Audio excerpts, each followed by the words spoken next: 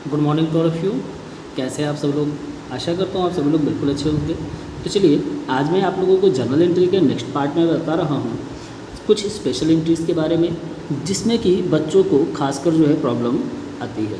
ठीक है, तो अगर अभी आप लोगों ने हमारे पिछले वीडियो को इसके बेसिक लेक्चर से रिलेटेड जो भी वीडियो बनाया है अगर उसको नहीं देखे हैं तो उसका लिंक मैंने डिस्क्रिप्शन में डाल दिया है, वहाँ से आप उसको देख सकते हैं। तो चलिए इसको कंटिन्यू करते हैं और बढ़ते हैं कुछ आगे के स्पेशल ट्रांजैक्शंस की तरफ। ठीक है, तो यहाँ पे देखिए एक आपका एंट्री दिया हुआ है, Ravi who owes us ₹10,000 is declared insolvent and 30 paisa in a rupee is received from his estate. इसका मतलब पहले समझते हैं, ध्यान दीजिए। एक पर्सन है मिस्टर रवि जिनके पास 10,000 रुपये बाकी था, लेकिन अब वो क्या हो गए हैं, इंसॉल्वेंट हो गए हैं। ठीक है, इंसॉल्वेंट मतलब होता है दिवालिया हो जाना। तो दिवालिया अगर कोई हो जाता है तो उस कंडीशन में जितना भी अमाउंट रिकवर होता है वो रिकवर कर लेना चाहिए। ठीक है, उसके बाद कुछ भी अमाउंट आपका रिकवरेबल नहीं रह जाता। तो यहाँ पे इनका 10,000 रुपये बाकी था, लेकिन जब ये इंसॉल्वेंट हुए तो इनके जो भी प्रॉपर्टी या जो भी एसेट्स वगैरह था उसको सेल करने के बाद 30 पैसा इन अ रुपी, मतलब 1 रुपये में 30 पैसा ही रिकवर हो पाया। इट मीन्स आप समझ जाइए कि 1 रुपये में 100 पैसे होते हैं, उसमें से 30 पैसे मिले, मीन्स 30% अमाउंट रिकवर हो गया। ठीक है, तो 30% अमाउंट रिकवर हुआ तो कैश तो कम सीन होगा इतना, तो उसको तो हम लोग क्या करेंगे, डेबिट करेंगे, क्योंकि जो भी बिजनेस में हमारे आता है उसको डेबिट करते हैं, जो जाता है उसको क्रेडिट करते हैं। ठीक है, तो ये तो हो गया आपका 30% अमाउंट आया, लेकिन जो रिमेनिंग आपका 70% है वो तो आपका रिकवर हो नहीं पाएगा। क्यों? क्योंकि वो अब आपका क्या हो गया, बैड डेब्ट्स हो गया। मीन्स अगर कोई पर्सन इंसॉल्वेंट हो गया है तो रिमेनिंग अमाउंट अब आपका रिकवरेबल नहीं होगा। ठीक है, तो यहाँ पे ध्यान दीजिए, जो एंट्री पास करेंगे वो आपकी होगी, कैश जितना आएगा उसके लिए हम लोग लिखेंगे कैश अकाउंट डेबिट। ठीक है, जितना अमाउंट आपका रिकवर नहीं हुआ वो क्या हो जाएगा, बैड डेब्ट्स हो जाएगा। तो बैड डेब्ट्स आपका क्या होगा, लॉस हो जाएगा। तो लिखेंगे बैड डेब्ट्स अकाउंट डेबिट, और 2 हो जाएगा क्रेडिट में। एज ए गिवर कौन हो जाएंगे, मिस्टर रवि, तो लिख देंगे 2 रवि। ठीक है, अमाउंट ध्यान दीजिए, रवि के सामने क्रेडिट अमाउंट कितना होगा, 10,000, क्योंकि इनसे अकाउंट क्लियर तो 10,000 रुपये का हुआ, लेकिन 30% ही अमाउंट रिकवर हुआ है। तो 10,000 का 30% आपका कितना आएगा, 30,000। तो यहाँ शो कर देंगे 30,000, 30% क्या हो जाएगा, 3,000, और आपका 7,000 जो रिकवर नहीं होगा उसको यहाँ पे क्या कर देंगे, बैड डेब्ट्स में ट्रांसफर कर देंगे। ठीक है, तो यहाँ पे आप नरेशन लिख सकते हैं, being amount receive from Ravi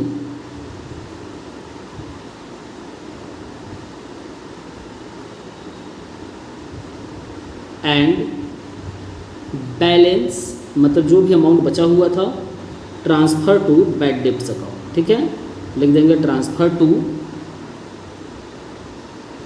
bad debts account. Bad debts का मतलब ये है कि अब ये अमाउंट रिकवरेबल नहीं है, अब ये पैसा डूब गया आपका। ठीक है, अब इसके बाद आते हैं एक और ट्रांजैक्शन की तरफ। ये ट्रांजैक्शन ध्यान दीजिए क्या लिखा हुआ है, यहाँ लिखा गया है received ₹20,000 from Ramesh which were written off as bad debts in the previous year. ध्यान दीजिए, आपको 20,000 रुपये मिला है मिस्टर रमेश से, वो अमाउंट जो कि आपका क्या हो चुका था, डूब चुका था प्रीवियस ईयर में। ठीक है, मतलब बैड डेब्ट्स हो चुका है, आपने बैड डेब्ट्स मान लिया, तो रमेश का अकाउंट तो आपने राइट ऑफ कर दिया होगा कि bad debts account debit to Ramesh. तो अब अगर ये अमाउंट रिकवर हो जाता है तो ये एज अ इनकम होगा आपके लिए। ठीक है, क्योंकि जिस पैसे को आप डूबा हुआ मान चुके थे, अगर एकाएक वो रिकवर हो जाएगा तो उसको हम लोग क्या करेंगे, एज अ इनकम ट्रीट करेंगे। तो यहाँ पे जो जनरल एंट्री हमारी होगी, कैश तो आपके पास आएगा, तो यहाँ पे हम लोग एंट्री करेंगे कैश अकाउंट डेबिट, और क्रेडिट में क्या होगा, टू रमेश नहीं होंगे। क्यों? क्योंकि रमेश का अकाउंट तो राइट ऑफ हो चुका है, ख़त्म हो चुका है। बचा क्या है आपका, यहाँ पे क्रेडिट में हम लिखेंगे जो बैड डेब्ट्स रिकवर हुआ है, तो यहाँ लिख देंगे to bad debts recover account. ठीक है, क्या लिखेंगे, cash account debit to bad debts recover account. Amount कितना था, 20,000, तो 20,000 डेबिट हो जाएगा, 20,000 आपका क्रेडिट हो जाएगा। ठीक है, अब यहाँ ध्यान दीजिए, इसके बाद नरेशन क्या हो जाएगा, being amount receive, being amount receive which was written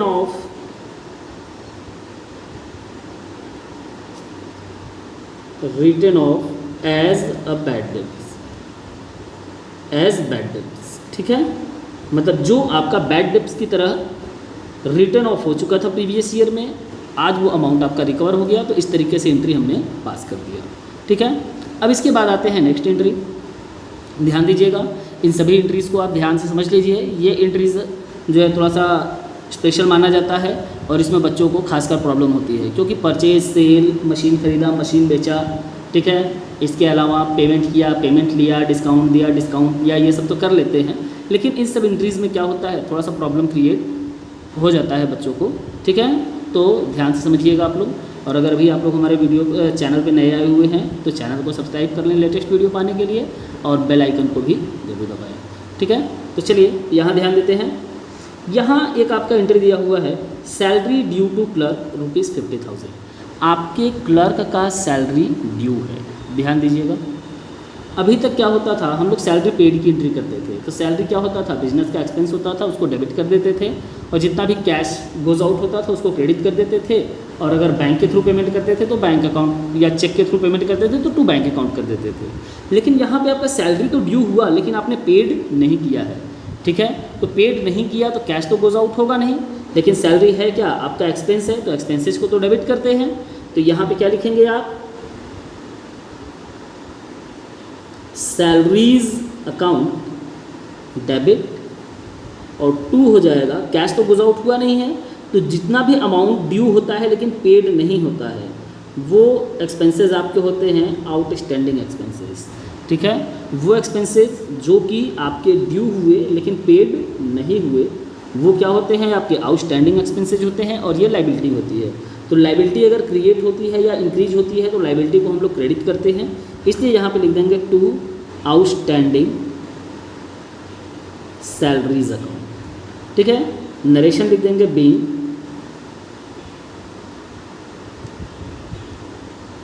salaries due.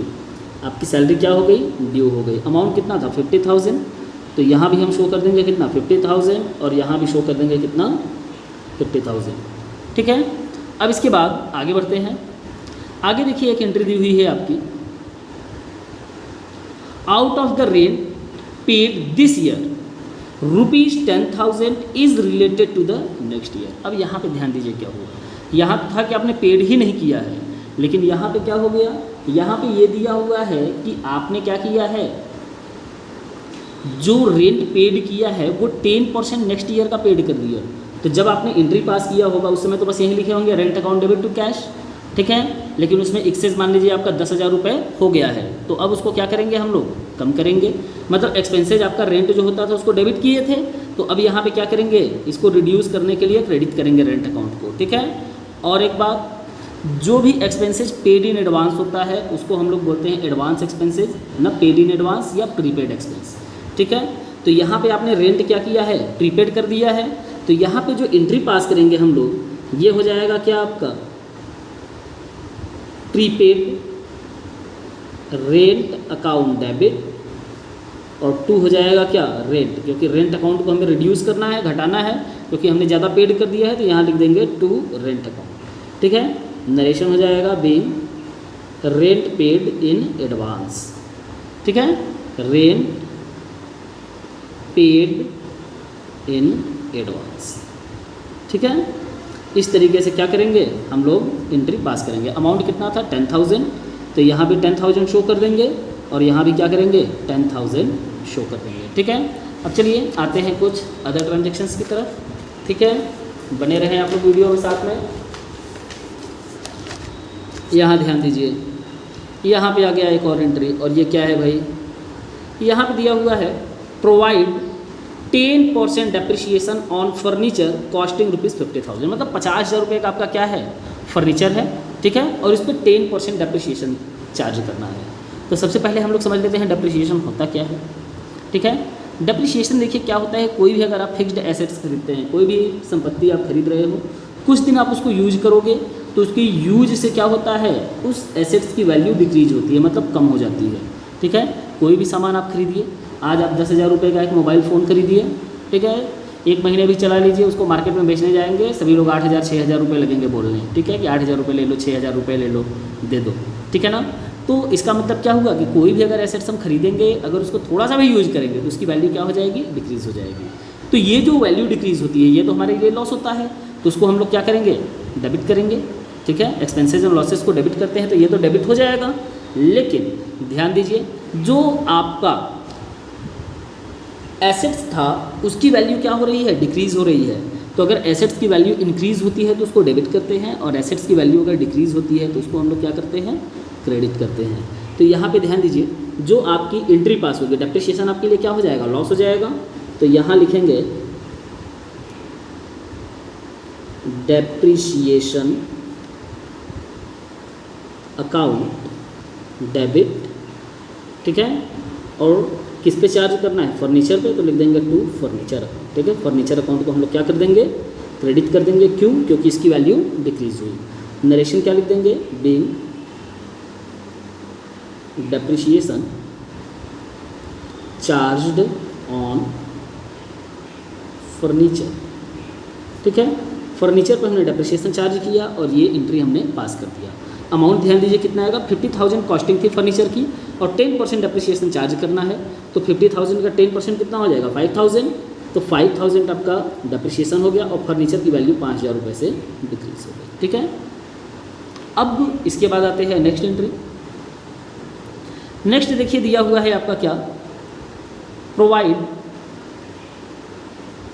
12% interest on capital amounted to ₹10 lakh. 10 lakh रुपए इनका कैपिटल है और इस पर क्या करना है, इंटरेस्ट चार्ज करना है। तो अभी थोड़ी देर पहले मैंने आप लोगों को बताया था कि ये देखिए, जो भी आपकी लाइबिलिटीज़ होती है, कैपिटल क्या होती है, आपकी लाइबिलिटीज़ होती है। और एक ही तरीके से माना जाए तो कैपिटल क्या होता है, अगर बिजनेस के पॉइंट ऑफ व्यू से देखा जाए तो ये बिजनेस की लाइबिलिटी होती है। ठीक है, तो अब अगर लाइबिलिटी पे इंटरेस्ट चार्ज होगा तो ये बिजनेस के लिए क्या होगा, एज ए एक्सपेंस हो जाएगा। तो एक्सपेंसेस को हम लोग डेबिट करते हैं, इसलिए इसको डेबिट करेंगे इंटरेस्ट ऑन कैपिटल।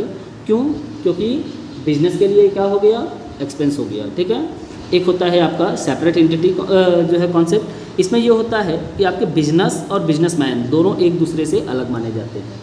तो बिजनेसमैन कैपिटल लगाता है, लेकिन वो लगाता कहाँ है, बिजनेस में लगाता है। तो बिजनेस के अगर पॉइंट ऑफ व्यू से देखा जाए तो बिजनेस को क्या मिला, एक तरीके से उधार मिला, तो वो क्या होता है, बिजनेस के लिए लाइबिलिटीज़ होती है। ठीक है, और उस पर अगर इंटरेस्ट चार्ज करना है तो बिजनेस के लिए क्या हो जाएगा, एज ए एक्सपेंस हो जाएगा। तो इसको हम लोग क्या करेंगे, यहाँ पे डेबिट करेंगे। तो यहाँ हो जाएगा आपका interest on capital account debit to क्या कर देंगे, कैपिटल अकाउंट। ठीक है, interest on capital account debit to capital account. Capital account पे आपने चार्ज कर दिया। नरेशन क्या होगा, यहाँ पे देखिए इंटरेस्ट बस चार्ज किया जा रहा है, कैश का तो कोई लेन देन हो नहीं रहा है। इसी तरह यहाँ भी था, जब डेप्रिसिएशन हम लोगों ने चार्ज किया था तो इसमें कैश का लेन देन तो हुआ नहीं, सिर्फ वैल्यू डिक्रीज हुई थी, इसलिए यहाँ एंट्री में कैश इन्वॉल्व नहीं हुआ था। उसी तरह यहाँ भी कैश इन्वॉल्व नहीं होगा। नरेशन क्या लिख देंगे, being interest charged on capital, interest charged on capital. आपने कैपिटल पे क्या किया, इंटरेस्ट जो है चार्ज कर दिया। अमाउंट कितना आएगा इसको भी समझ लीजिए। 10 लाख रुपए क्या था, इनका कैपिटल था। ठीक है, तो 10 लाख रुपए कैपिटल है और 12% इंटरेस्ट चार्ज करना है, तो ये कितना आ जाएगा, 1,20,000 आ जाएगा 12%। तो 12% यहाँ लिख देंगे 1,20,000 एंड 1,20,000। ठीक है, ये हो गया। अब इसके बाद आते हैं आगे, इंटरेस्ट ऑन ड्राइंग। अब चलते हैं, समझते हैं इंटरेस्ट ऑन ड्राइंग के बारे में। तो इंटरेस्ट ऑन ड्राइंग ध्यान दीजिए, जब भी कोई बिजनेसमैन, ठीक है, अपने बिजनेस से कुछ भी अमाउंट या गुड्स विड्रॉ करे, चाहे कैश विड्रॉ करे पर्सनल यूज के लिए, वो क्या होता है, ड्राइंग होता है। ठीक है, इसको हिंदी में आहरण कहते हैं। ठीक है, तो अब ड्राइंग पे इंटरेस्ट चार्ज हो रहा है, ध्यान से समझिएगा। बिजनेसमैन ने क्या किया, मान लीजिए फॉर एग्जांपल कुछ पैसा निकाल लिया। ठीक है, अब उस पर इंटरेस्ट लगेगा तो बिजनेसमैन के पॉइंट ऑफ व्यू से देखा जाए तो वो क्या है, खर्च है कि अरे इतना पैसा निकाले, इस पर इंटरेस्ट भी लग रहा है। लेकिन अगर बिजनेस के पॉइंट ऑफ व्यू से देखा जाए, ठीक है, अभी जो मैंने यहाँ पे कॉन्सेप्ट बताया था वही सेम टू सेम यहाँ भी होगा फॉलो। तो बिजनेस के पॉइंट ऑफ व्यू से देखा जाए तो बिजनेस ने क्या किया, बिजनेसमैन को उधार दिया, और अगर उस पर वो इंटरेस्ट लेगा तो बिजनेस के लिए ये क्या हो जाएगा, एज अ इनकम हो जाएगा। ठीक है, क्या हो जाएगा, एज अ इनकम। तो इनकम हो जाएगा। तो ध्यान दीजिए यहाँ पे कैसे हम लोग एंट्री पास करेंगे। ड्राइंग पे आप इंटरेस्ट चार्ज किए हो, ठीक है, लेकिन बिजनेस के पॉइंट ऑफ व्यू से ये क्या होगा, इनकम होगा। क्यों, क्योंकि बिजनेस ने बिजनेसमैन को पैसा दिया, अब उस पर वो इंटरेस्ट चार्ज करेगा तो बिजनेस के लिए क्या हो जाएगा, इनकम हो जाएगा। ठीक है, तो अब यहाँ पे हम लोग क्या करेंगे, ड्राइंग पे इंटरेस्ट चार्ज कर रहे हैं तो इनकम हो जाएगा इंटरेस्ट, इसलिए उसको क्रेडिट करेंगे, और ड्राइंग अकाउंट को क्या कर देंगे, डेबिट। यहाँ हो जाएगा drawing account debit to interest on drawings account. ठीक है, ड्राइंग्स पे हमने क्या किया, इंटरेस्ट जो है चार्ज किया, और ये हो गया इनकम, इसलिए इसको क्रेडिट कर दिया। नरेशन क्या हो जाएगा, being interest charged on drawing. ठीक है, ड्राइंग्स पे क्या हो गया, इंटरेस्ट जो है चार्ज कर दिया गया। अमाउंट कितना था आपका, 8000 था, तो 8000 यहाँ भी शो कर देंगे, 8000 यहाँ भी शो कर देंगे। ठीक है, इस तरीके से हम लोग क्या करेंगे, एंट्री पास कर देंगे। तो आइए बढ़ते हैं हम लोग नेक्स्ट ट्रांजेक्शन की तरफ। नेक्स्ट ट्रांजेक्शन देखिए दिया हुआ है आपका क्या, paid to Mohan 9550 in full payment of his dues of ₹10,000। ध्यान दीजिए, 10,000 रुपये बाकी था किसका, मिस्टर मोहन का, और आपने 9,550 रुपये ही पेड करके फुल पेमेंट कर दिया। तो अब यहाँ पे ध्यान दीजिए, फुल पेमेंट तो आपने कर दिया, मतलब अब आपको 1 रुपये भी देना नहीं है, लेकिन आपने टोटल पेमेंट कितने का किया, 10,000 का। तो 10,000 का अगर 9,550 मतलब 9,550 में कर रहे हैं, तो यहाँ पे क्या हो रहा है आपका 550 शॉर्ट पे कर रहे हो, मतलब इतना कम पे कर रहे हो। तो जितना अमाउंट आप कम पे करोगे वो आपके लिए क्या हो जाएगा, एज अ इनकम हो जाएगा। ठीक है, क्या हो जाएगा, एज अ इनकम हो जाएगा। तो इनकम को हम लोग क्या करते हैं, क्रेडिट करते हैं। तो यहाँ पे जब एंट्री पास करेंगे तो मोहन जी क्या हो जाएंगे, एज अ रिसीवर। तो लिखेंगे मोहन जी को हम लोग क्या करेंगे, डेबिट करेंगे, लिखेंगे Mohan ji debit. Cash goes out हो रहा है तो कैश को क्रेडिट करेंगे, तो लिखेंगे टू कैश अकाउंट, और डिस्काउंट रिसीव हुआ है तो ये एज ए इनकम हो जाएगा, इसलिए यहाँ लिख देंगे टू डिस्काउंट रिसीव्ड अकाउंट। ठीक है, नरेशन क्या हो जाएगा, being amount paid and discount received. ठीक है, अमाउंट आपने पेड किया और डिस्काउंट आपने रिसीव किया। ठीक है, कितना, अब ये भी देख लीजिए, 10,000 का टोटल मिस्टर मोहन से आपने अकाउंट क्लियर किया, लेकिन कैश कितना पेड किए हैं, 9,550। तो कैश के सामने कितना शो करेंगे, 9,550, क्योंकि इतना ही आपके पास से गोज आउट हुआ। और शॉर्ट अमाउंट आपका कितना हो गया, 450, यही हो जाएगा आपका डिस्काउंट रिसीव, तो इसको डिस्काउंट रिसीव के सामने शो कर देंगे। ठीक है, तो इस तरीके से हमने कुछ एंट्री देख लिए हैं। आइए देखते हैं कुछ और एंट्रीज़ को।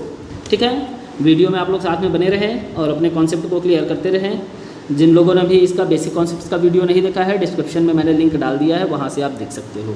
ठीक है, अब आते हैं कुछ आगे के ट्रांजेक्शन्स पे। ध्यान दीजिए, यहाँ पे ट्रांजेक्शन क्या दिया हुआ है, purchase an old machinery for ₹1 lakh and spend ₹5,000 on its carriage and ₹20,000 on its immediate repair. Entire payment made by cheque. ध्यान दीजिए, पूरा का पूरा पेमेंट इन्होंने क्या किया है, चेक से जो है पेमेंट किया। तो अब ध्यान दीजिए, कोई भी एसेट्स अगर कोई बिजनेसमैन परचेज करता है, ठीक है, तो उस कंडीशन में जब तक वह एसेट्स पुट टू यूज़ नहीं हो जाता। पुट टू यूज़ का मतलब ये है कि जब तक वह एसेट्स जिस पर्पज़ के लिए ख़रीदा गया है वो पर्पज़ स्टार्ट ना हो जाए, मतलब वो अपना काम करना स्टार्ट न कर दे, उसके पहले के जितने भी एक्सपेंसेज होते हैं उस एसेट्स पे, वो सब के सब उसके कॉस्ट में हम प्लस कर देते हैं। समझ रहे हैं बात को।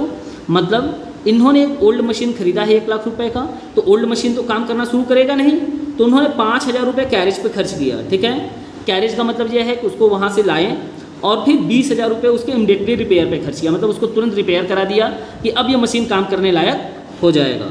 ठीक है, तो ये जितने भी खर्चे हुए हैं सब का सब हम क्या करेंगे, मशीन के कॉस्ट में प्लस कर देंगे। ठीक है, तभी ना पता चलेगा कि एक्चुअल में मशीन पड़ा कितने का। तो इसलिए क्या करेंगे, यहाँ पे 1 लाख ये हो गया, 5,000 ये, 1,05,000 और 20,000 का आपका इमीडिएटली रिपेयर, टोटल कितना हो गया 1,25,000, 1,25,000 रुपये। तो ये इतना आपने पेड किया है किसके लिए, मशीन के लिए। तो मशीन आया और पेमेंट आपका गया, तो जो बिजनेस में आएगा उसको डेबिट करेंगे और जो जाएगा उसको क्रेडिट। तो यहाँ पे आपका क्या हो जाएगा, लिखेंगे मशीनरी अकाउंट डेबिट, और 2 हो जाएगा क्या, चेक के थ्रू पेमेंट किए हैं तो पेमेंट कहाँ से होगा, बैंक से, तो यहाँ लिख देंगे टू बैंक अकाउंट। अगर ये पेमेंट मेड बाय चेक नहीं होता तो machinery account debit to cash account भी आप कर सकते थे। नरेशन क्या हो जाएगा, बीइंग मशीनरी परचेज। ठीक है,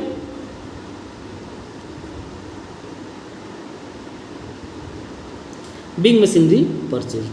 ठीक है, और अमाउंट कितना हो जाएगा 1,25,000। ठीक है, कितना हो जाएगा 1,25,000। ये कैसे हुआ, 1 लाख का ओल्ड मशीन, 5,000 कैरेज का और 20,000 इमीडिएटली रिपेयर का। ठीक है, इसी के कॉन्सेप्ट को और क्लियर करते हुए यहाँ पे मैंने एक और जनरल एंट्री मेंशन किया है। यहाँ पे है paid ₹2,500 for repairing the office furniture.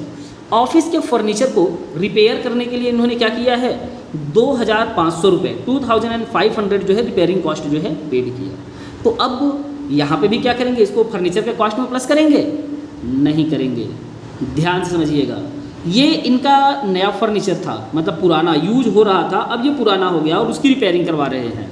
तो ये जो एक्सपेंस है ये आपका क्या होगा, रिपेयरिंग कॉस्ट में जाएगा। ठीक है, इसको रिपेयर में शो किया जाएगा, ना कि एसेट्स के कॉस्ट में प्लस किया जाएगा। ठीक है, एसेट्स के कॉस्ट में रिपेयर तभी प्लस किया जाएगा जब ये एक्सपेंस थोड़ा हैवी अमाउंट में हो, या तो उस रिपेयर से क्या हो, उस एसेट्स का यूजफुल लाइफ बढ़ जाए। नॉर्मल रिपेयर जो होता है उससे यूजफुल लाइफ नहीं बढ़ता है, टूटा फूटा है थोड़ा बहुत तो बन जाता है, लेकिन अगर उसकी लाइफ बढ़ जाए या लॉन्ग टर्म जो है वो खर्चा कर दे रहे हैं, जिससे कि उस एसेट्स को अब जो है 5 साल तक बोलने की ज़रूरत नहीं है, 2 साल बोलने की ज़रूरत नहीं है, मतलब ये अब ठीक ठाक काम करेगा, तो उसको क्या करते हैं हम लोग, एसेट्स के कॉस्ट में प्लस करते हैं। लेकिन नॉर्मल रिपेयर जो होता है, छोटा मोटा जो रिपेयर होता है, उसको हम लोग क्या करते हैं, रिपेयर अकाउंट में शो करते हैं। ठीक है, आशा कर रहा हूँ आप सभी लोग समझ रहे होंगे। ठीक है, तो चलिए ध्यान दीजिए, इन्होंने 2,500 रुपये ऑफिस फर्नीचर के लिए पेड किया है रिपेयरिंग के लिए, तो यहाँ पे ऑफिस फर्नीचर ना डेबिट करके हम लोग क्या लिखेंगे, रिपेयर अकाउंट डेबिट, और टू क्या हो जाएगा आपका, कैश गोज आउट होगा, लिख देंगे टू कैश अकाउंट। नरेशन हो जाएगा आपका बीइंग रिपेयर एक्सपेंसेस पेड। ठीक है, आपने रिपेयर एक्सपेंसेस क्या किया, पेड कर दिया। ठीक है, और इसकी वैल्यू कितनी थी भाई, 2,500 रुपये, 2,500 था, तो 2,500 इस तरीके से शो कर देंगे अमाउंट। ठीक है, आते हैं एक और एंट्री की तरफ। ठीक है, इसके बाद क्या करते हैं, बस करते हैं, बाकी का टॉपिक हम लोग नेक्स्ट वीडियो में देखेंगे। यहाँ पे देखिए एक ट्रांजेक्शन दिया हुआ है, sold goods to Arun for ₹2 lakhs and Arun pays 1/4 amount in cash. ध्यान दीजिए, आपने मिस्टर अरुण को जो है सेल किया कितने का, 2 lakhs का। ठीक है, सॉरी 2 lakhs का क्या किया गया है, अमाउंट जो है पेड किया गया, मतलब आपने गुड्स से सेल किया और 1/4 अमाउंट तुरंत आपने पे कर दिया। तो जितना आप कैश में पे करोगे वो क्या हो जाएगा, आपका कैश ट्रांजेक्शन्स हो जाएगा, और जितना आप पे नहीं करोगे वो क्रेडिट हो गया, उधार हो गया। तो कैश वाले ट्रांजेक्शन में क्या करेंगे, कैश हो जाएगा, और क्रेडिट वाले पे क्रेडिट। लेकिन गुड्स टोटल गोज आउट कितने का हुआ, 2 lakhs का, तो सेल्स अकाउंट क्रेडिट तो होगा 2 लाख रुपए से, लेकिन कैश आपके पास जितना आया उसके लिए क्या लिखोगे, कैश अकाउंट डेबिट, और 1/4 कितना हुआ आपका 50,000, कैश अकाउंट डेबिट हो जाएगा कितना 50,000, एंड जो 75%, ठीक है, या 3/4 जो आपने पेमेंट नहीं किया वो ट्रांजेक्शन क्या हो जाएगा, क्रेडिट हो जाएगा, उधार हो जाएगा। तो उधार वाले कंडीशन में क्या करेंगे, मिस्टर अरुण क्या हो जाएंगे, एज ए रिसीवर हो जाएंगे। तो पर्सनल अकाउंट का रूल क्या होता है, receiver debit and giver credit. तो मिस्टर अरुण को क्या करेंगे आप, डेबिट कर देंगे, अरुण डेबिट, और ये कितना हो जाएंगे 1,50,000 के, ठीक है। और to sales account, sales account में हम कितना शो करेंगे, टोटल 2 लाख रुपीज़, ठीक है। 2 लाख रुपए का गुड्स आपने सेल किया है, 2 लाख रुपए यहाँ क्रेडिट में शो कर देंगे। नरेशन हो जाएगा आपका being goods sold and 1/4 amount received, ठीक है। आपको 1/4 जो है क्या हुआ, अमाउंट रिसीव हुआ था तो वो कैश में चला गया, और रिमेनिंग अमाउंट क्या हो गया आपका, क्रेडिट पे हो गया, उधार हो गया। तो इस तरीके से हमने एंट्रीज का पास कर दिया। तो अगर आपको हमारे वीडियोस पसंद आ रहे हैं, ठीक है, और आप हमारे चैनल के साथ जुड़ना चाहते हैं तो हमारे चैनल को सब्सक्राइब करें। अगर वीडियो पसंद आ रहा है तो वीडियो को लाइक करें, और लेटेस्ट वीडियो पाने के लिए हमारे नोटिफिकेशन बेल को दबाएं, जिससे कि आपको हमारे लेटेस्ट वीडियो आसानी से मिल सके।